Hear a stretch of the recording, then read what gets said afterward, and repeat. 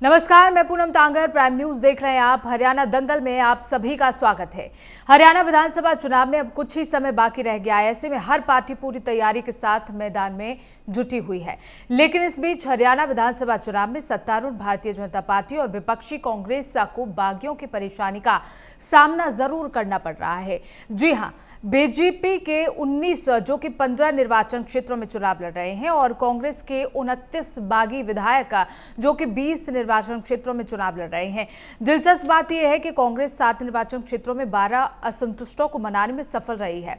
6 निर्वाचन क्षेत्रों में बीजेपी के बागियों ने भी पार्टी के वरिष्ठ नेताओं से अनुरोध पर अपना नामांकन वापस ले लिया।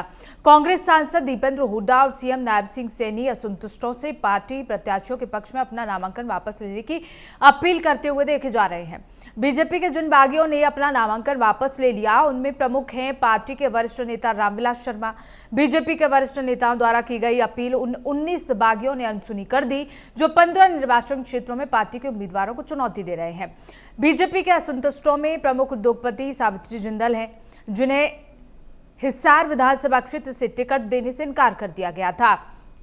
दरअसल बीजेपी की तुलना में कांग्रेस में ज्यादा बागी हैं। 20 विधानसभा क्षेत्रों में पार्टी प्रत्याशियों को 29 बागियों द्वारा चुनौती दी जा रही है। अब देखना ये होगा कि आखिर बीजेपी और कांग्रेस इन बागियों को मनाने में कितना कामयाब होती है। आज हरियाणा दंगल में इसी पर चर्चा करेंगे, क्योंकि हरियाणा का 58 साल का इतिहास रहा है और उसमें कहीं ना कहीं इतिहास ये भी रहा है कि बागी जो हैं, जो निर्दलीय हैं, वो भी कहीं ना कहीं हरियाणा में किंग मेकर की भूमिका में जरूर नजर आए हैं। तो हरियाणा में विधानसभा चुनाव में सीधा मुकाबला कांग्रेस और बीजेपी के बीच देखने को मिलेगा। लेकिन इस बार यहां 90 विधानसभा सीटों पर कुल 1031 प्रत्याशियों में से 462 निर्दलीय उम्मीदवार मैदान में उतरे हैं, जिससे ये लड़ाई और भी ज्यादा दिलचस्प हो जाती है। पंजाब से अलग राज्य हरियाणा बनने के बाद 58 साल के सियासी इतिहास में निर्दलियों ने कई मौके पर ऐसे हुए कई मौके जहां किंग मेकर का रोल अदा किया। ऐसे में इस बार भी निर्दलीय उम्मीदवारों के ताल ठोकने से कई दिग्गज नेताओं की सीट फंस गई है और हर कोशिश की जा रही है दोनों ही पार्टियों की ओर से, क्योंकि कड़ा मुकाबला बीजेपी और कांग्रेस के बीच है। हालांकि कई जो दल हैं, लेकिन इस बार आम आदमी पार्टी भी पूरी तरह से 90 सीटों पर अपने उम्मीदवार उतार चुकी है। 5 अक्टूबर को विधानसभा चुनाव होने हरियाणा में, 8 अक्टूबर को नतीजे घोषित किए जाएंगे। लेकिन फिलहाल बागियों को मनाने की कवायद शुरू हो गई है। दोनों ही पार्टियां बागियों को मनाने में जुटी हुई हैं। कहीं ना कहीं कुछ बागी उनमें से मान भी गए हैं, लेकिन कुछ बागी अभी भी नाराज चल रहे हैं। हरियाणा विधानसभा चुनाव की तस्वीर अब साफ हो गई है। राज्यों की 90 विधानसभा सीटों पर कुल 1031 प्रत्याशी किस्मत आजमाने के लिए तैयार हैं, जिसमें 462 निर्दलीय उम्मीदवार मैदान में हैं। कांग्रेस और बीजेपी के बीच भले ही सीधी लड़ाई मानी जा रही हो, लेकिन निर्दलीय के उतरने से कई सीटों पर रोचक मुकाबला बन गया है। प्रदेश में 4 सीट ऐसी हैं जहां पर निर्दलियों का ही वर्चस्व रहा है। ऐसे में देखना ये होगा इस बार कि विधानसभा चुनाव में निर्दलीय क्या सियासी गुल खिलाते हैं, और आज इसी पर हम चर्चा करेंगे। तो हरियाणा पंजाब से अलग हुआ और पंजाब से अलग होने के बाद हरियाणा बनने के बाद 58 साल का इतिहास इस बीच रहा है हरियाणा का। और इसी पर आज हमारे साथ चर्चा करने के लिए बीजेपी से प्रवक्ता रामराजी शर्मा हमारे साथ जुड़ गए हैं, कांग्रेस से प्रवक्ता योगेश सिहाग हमारे साथ जुड़ गए हैं। आप दोनों का ही बहुत बहुत स्वागत है हमारे साथ हरियाणा दंगल में चर्चा करने के लिए और अपना समय देने के लिए। सबसे पहले मैं रामराजी जी आपके पास आना चाहूंगी, क्योंकि हरियाणा का 58 साल का इतिहास रहा है। पंजाब से अलग हुआ राज्य, उसके बाद 58 साल हो गए, लेकिन इतिहास रहा है निर्दलियों का भी। कई बार इतिहास रहा है, कई बार निर्दलियों ने किंग मेकर की भूमिका चुनाव में निभाई है और इस बार भी वही देखने को मिल रहा है। हालांकि बीजेपी और कांग्रेस के बीच कड़ी टक्कर है, लेकिन जो निर्दलीय है वो किंग मेकर की भूमिका निभा सकते हैं। उनके बारे में आपका क्या कुछ कहना है, क्योंकि पार्टी लगातार उनको मनाने में भी जुटी हुई है? देखो, हमारी पार्टी विश्व में सबसे बड़ी पार्टी है, बड़ा संगठन है, बड़ा कुनबा है। तो बड़े कुनबे में एक आध छोटी मोटी घटनाएं हो जाती हैं और फिर भी हमने डिमेज कंट्रोल कर लिया। हमारे यहाँ कोई नाराजगी नहीं है हमारी पार्टी में, और हमारी पार्टी की यही खासियत है, डिसिप्लिन बहुत अच्छा है हमारी पार्टी में, अनुशासन बहुत बढ़िया है। और जिस तरह से देवतुल्य जनता जनार्दन ने विश्व के सबसे लोकप्रिय और ताकतवर प्रधानमंत्री आदरणीय नरेंद्र मोदी जी को तीसरी बार मौका दिया है, प्रधानमंत्री बनने का आशीर्वाद दिया है, तो हमारे को आशा ही नहीं, पूर्ण उम्मीद भी है हरियाणा की देवतुल्य जनता जनार्दन तीसरी बार हमारी सरकार बनाएगी और आदरणीय नायब सिंह सैनी दूसरी बार हमारे मुख्यमंत्री होंगे। क्योंकि हरियाणा का इतिहास भी रहा है, जिस पार्टी के केंद्र में शासन होता है तो प्रदेश की जनता उसी को चाहती है, वह उसी पार्टी का हरियाणा में शासन हो, उसी को आशीर्वाद देती है। और दूसरा मैं आपको बताऊं भाई, जिस तरह से कांग्रेस ने झूठ बोला भाई, आरक्षण खत्म कराया जा रहा है, आरक्षण खत्म कराया जा रहा है, संविधान बदला जा रहा है, संविधान बदला जा रहा है, बहनों के खाते में 1 लाख रुपए सालाना आएंगे, 8,500 रुपए महीना आएंगे, झूठे गारंटी कार्ड बांट दिए, खटाखट फटाफट फटाफट। वो बहने उन खटाखट फटाफट वालों को गारंटी कार्ड ले लेकर उनके पीछे पीछे भाग रही हैं और वो भागे भागे फिर रहे, वो कहीं हाथ नहीं आ रही। और काट की अंडी एक बार चढ़नी थी, कांग्रेस की चढ़ चुकी है और आगे जनता अपने आप को ठगा महसूस कर रही है, जनता में बहुत भारी रिएक्शन है और तीसरी बार हमारी सरकार जनता के आशीर्वाद से बनेगी। और जिस तरह से इनका चुनावी घोषणा पत्र आया है, ये खाली झूठ का पुलंदा है। इन्होंने कहा महिला शक्ति का इन्होंने जिक्र करा, इनको शर्म आनी चाहिए। उस पर भी बात करेंगे रामराज जी, उस पर भी बात करेंगे, पहले चर्चा कर लेते हैं बागी विधायकों के बारे में। नहीं, हमारे यहाँ मैंने बताया ना, हमारे यहाँ कोई बागी नहीं है, हमारे यहाँ सब ठीक है और भगवान की कृपा से जिस तरह से तीसरी बार भगवान का रूप होती है जनता जनार्दन, उन्होंने हमारे को आशीर्वाद दिया है और प्रदेश में भी हमारी सरकार बनेगी और नायब सिंह सैनी दूसरी बार हमारे मुख्यमंत्री बनेंगे, क्योंकि जनता को हम भगवान के रूप में मानते हैं, देवतुल्य जनता। चलिए ठीक है रामराजू जी। योगेश जी, मैं आपके पास आना चाहूंगी क्योंकि किस तरह से डैमेज कंट्रोल, चलिए ठीक है, कोशिश करेंगे योगेश जी आपसे जुड़ने की। तकनीकी खराबी की वजह से अभी हमारा संपर्क योगेश जी से नहीं हो पा रहा है। रामराजू जी, मैं आपके पास ही लौटूंगी क्योंकि कोशिश तो की जा रही है डैमेज कंट्रोल करने की। कई बागी ऐसे हैं जो खेल बिगाड़ सकते हैं, चाहे वो बीजेपी हो चाहे कांग्रेस हो, और कहीं ना कहीं अंदेशा भी था पार्टियों को, क्योंकि जो लिस्ट जारी की उसमें कहीं ना कहीं देरी की, और जहां तक है क्योंकि देर इसलिए की गई कि कम समय लोगों को सोचने का मिले, लोग बगावत ना करें, क्या यही वजह रही? देखो, हमने तो सबसे पहले अपनी सूची जारी करी थी और कांग्रेस ने सबसे लेट सूची जारी करी थी और ये नुकसान कांग्रेस को हो रहा है, क्योंकि ऐसा है ना, इन्होंने 20,000 रुपए प्रति आवेदन पत्र 20,000 इन्होंने भरवाए और जैसे टिकट मोटर की, बस की और रेल की टिकट बांटते हैं, ऐसे इन्होंने एमएलए की टिकट बांटी। आ जाओ भाई, आ जाओ, ले जाओ भाई, ले जाओ, 20,000 की पर्ची कटाओ, आ जाओ भाई, आ जाओ, ले जाओ, 20,000। तो 20,000 वाले इनका क्या इलाज बांधेंगे, वो भगवान ही बता सकता है। और जिस तरह से इनका बागी इनकी खाट खड़ी कर रहे हैं, इनके पीछे लग रहे हैं और जिस तरह से इनको भारी विरोध हो रहा है। मैं जुलाना इलाके में आज जुलाना विधानसभा क्षेत्र में हूँ और एक तरफ तो हमारी बेटी है जो हमारा विनेश फोकाट जी है, तो वो कांग्रेस ने टिकट दिया है, तो कांग्रेस में तो डूबते का तिनके का सारा, और तो कुछ मिला नहीं, हमारी बेटी का सारा ले लिया। चलो अब तो भाई वो एमएलए प्रत्याशी है, हमने तो जब वो वहां से उनका रिजल्ट भी नहीं आया था, उसी टाइम हमारे विश्व के सबसे लोकप्रिय और ताकतवर प्रधानमंत्री आदरणीय नरेंद्र मोदी जी ने ट्वीट किया, भाई हमारी बेटी हारी नहीं जीती है। और ऐसे ही हमारे बहुत ही लोकप्रिय मुख्यमंत्री आदरणीय नायब सिंह सैनी जी ने कहा, हम अपनी बिटिया को जीते हुए हमने मान लिया है और जो जीते हुए खिलाड़ी का इनाम होता है वही सम्मान हम अपने बेटी को देंगे। और 4 करोड़ रुपया और जो सम्मान था वो हमारे माननीय मुख्यमंत्री ने दिया। मैं प्रदेश की जनता की तरफ से आभार प्रकट करता हूं उनका। और जिस तरह से वो हमारी बेटी को फिर इन्होंने कांग्रेस की बेटी बना दिया, तो आज हमारी बेटी वो तीसरे चौथे नंबर पे है जुलाना में। और जिस तरह से कैप्टन योगेश बैरागी जी हैं, क्योंकि सैनिक भी सबके होते हैं और इन्होंने कोरोना काल में बड़ा ऐतिहासिक कार्य किया।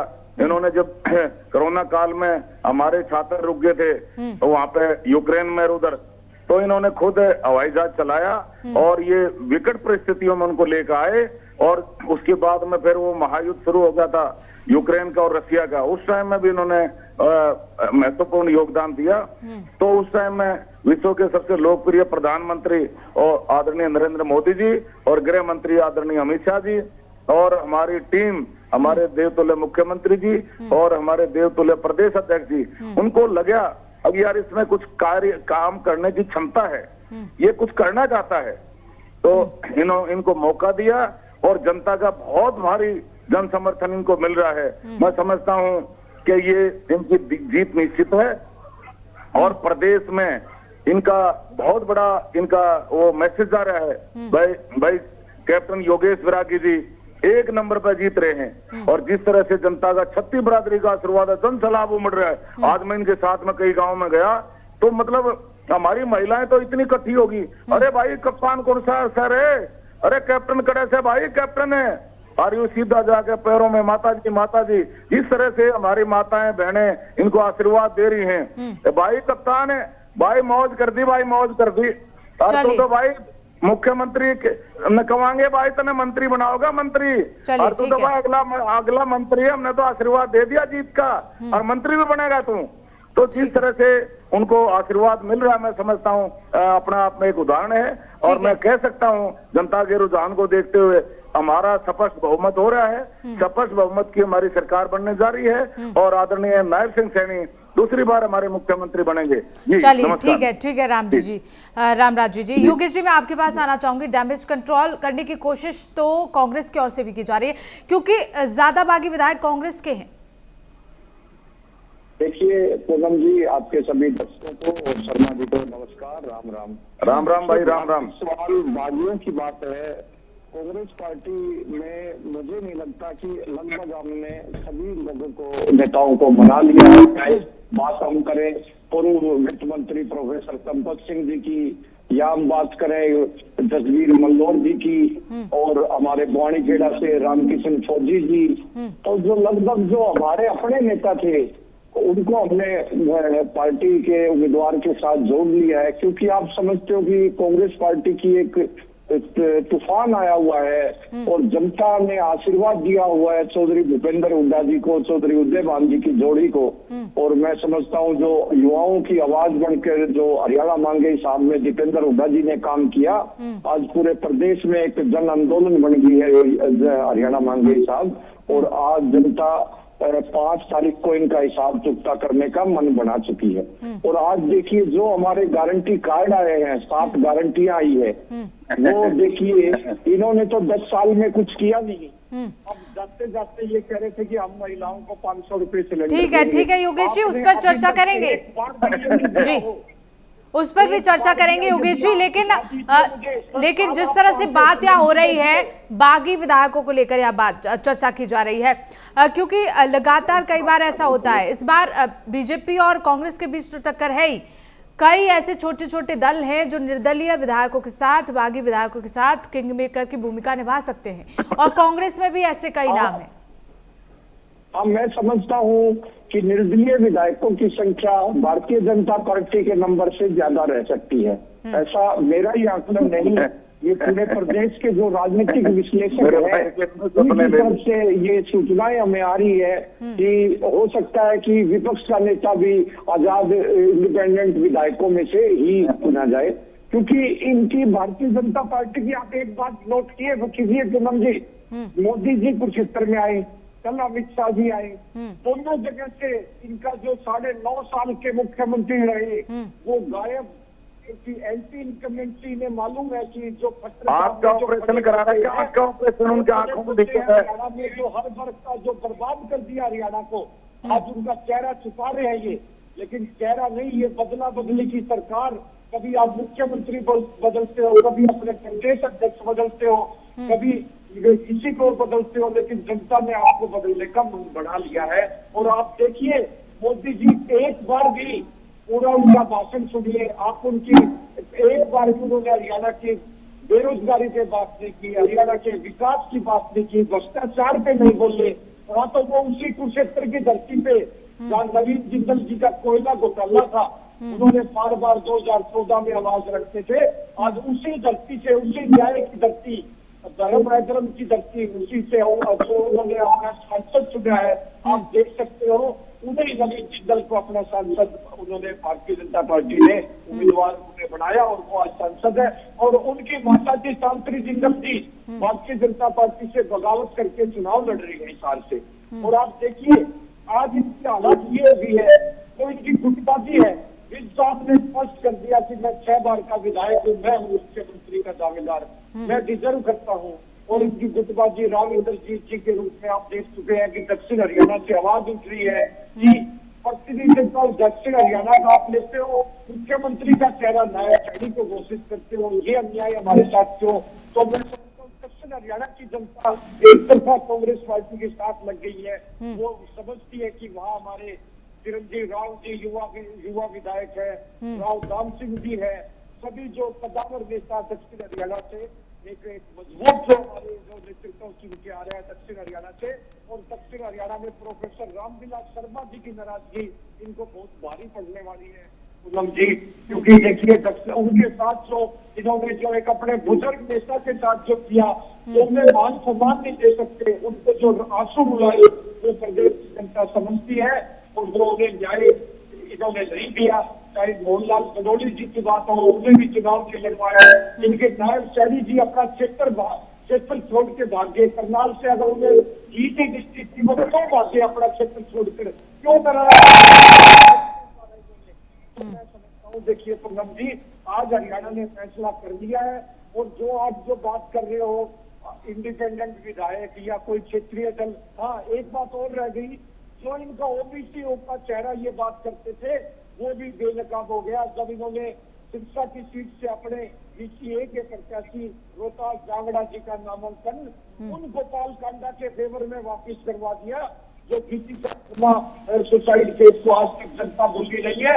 उन्हीं को चलिए बसपा इनेलो अभय चौटाला गोपाल कांडा सभी पार्टियां के इन्होंने वोट का खोल लिया।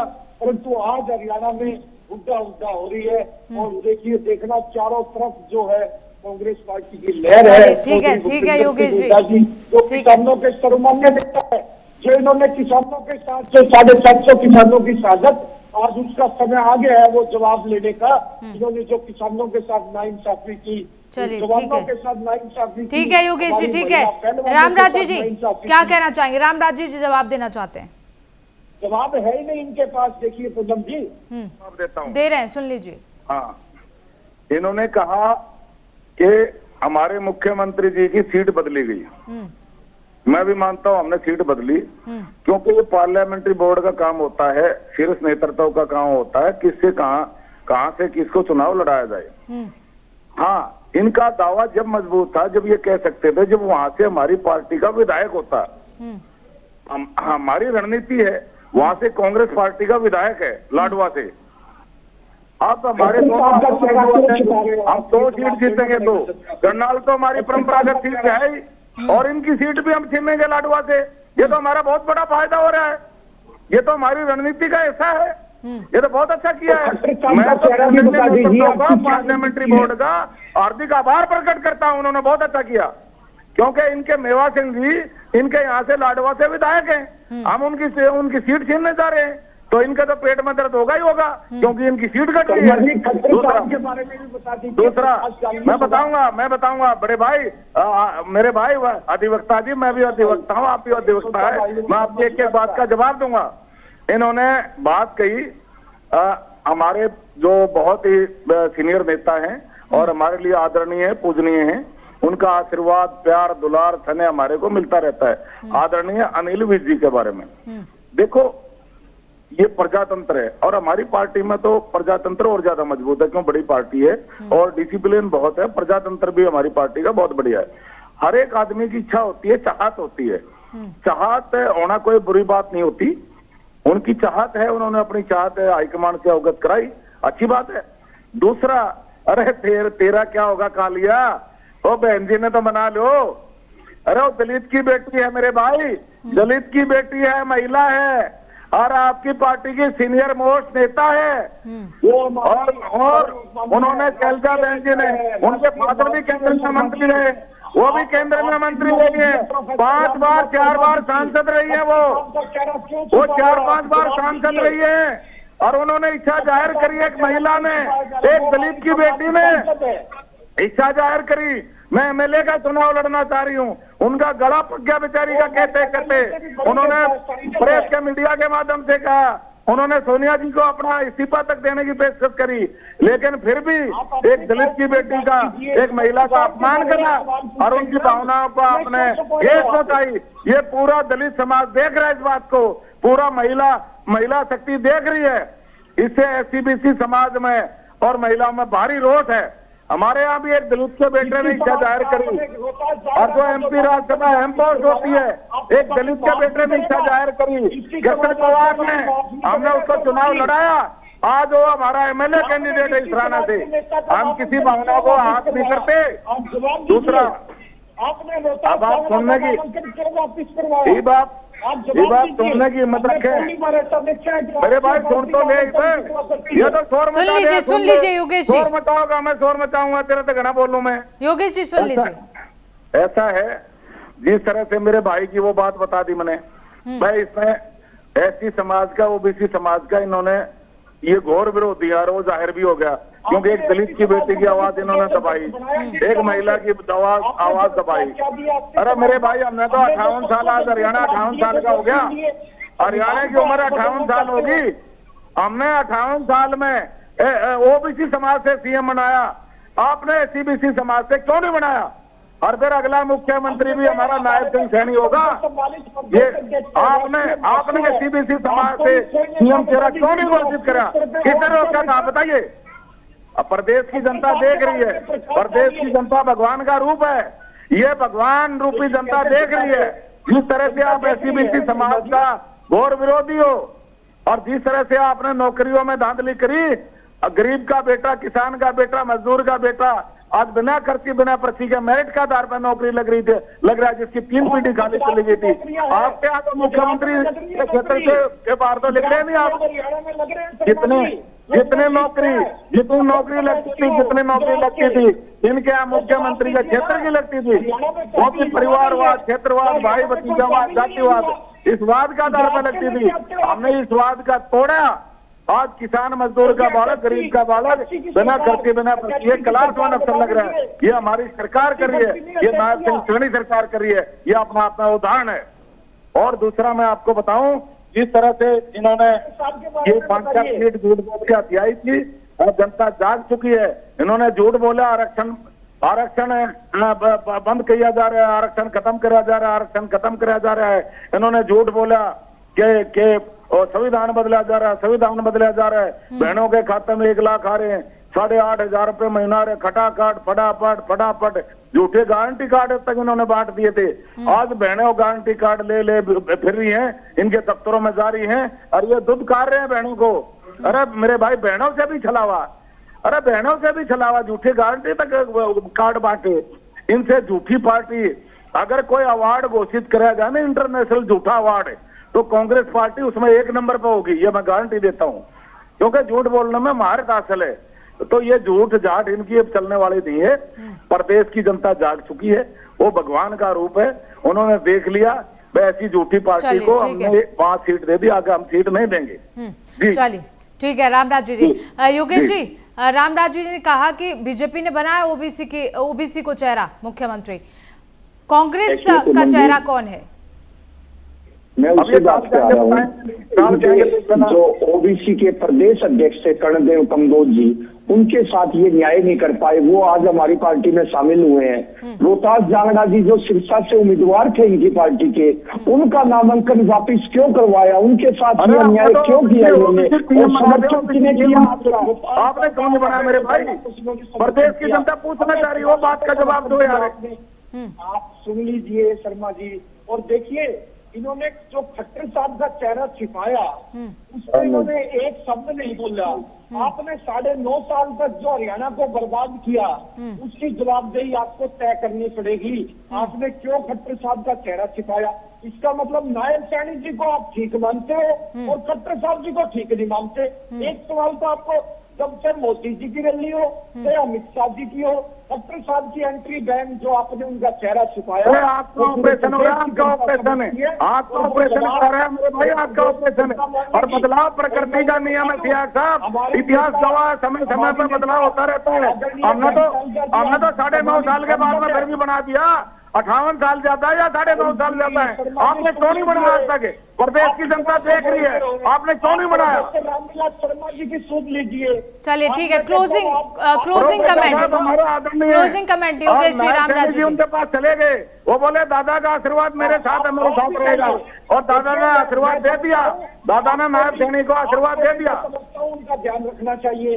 और देखिए किस तरह से इन्होंने खट्टर साहब का 9.5 साल जो हरियाणा को बर्बाद कर दिया, आज उनका चेहरा छुपा रहे हैं। चलिए ठीक है, से बात नहीं पड़ेगी, ये अदला ठीक है, माफी चाहते हैं योगेश जी रामराजू जी, समय की कमी है। आप दोनों का ही बहुत बहुत शुक्रिया हमारे साथ चर्चा पर जुड़ने के लिए और अपना समय देने के लिए, क्योंकि हरियाणा में लगातार विधायक बागी हो रहे हैं। अब देखना ये होगा कि पार्टियां कैसे संभालती हैं, कैसे मनाती हैं, क्योंकि इतिहास रहा है हरियाणा में कि बागी विधायक किंग मेकर की भूमिका निभाते हैं हर चुनाव में। क्योंकि आज उसी पर चर्चा करने के लिए जुड़े थे। फिलहाल हरियाणा दंगल में बस इतना ही। देखते रहिए बाकी खबरों के लिए प्राइम न्यूज़।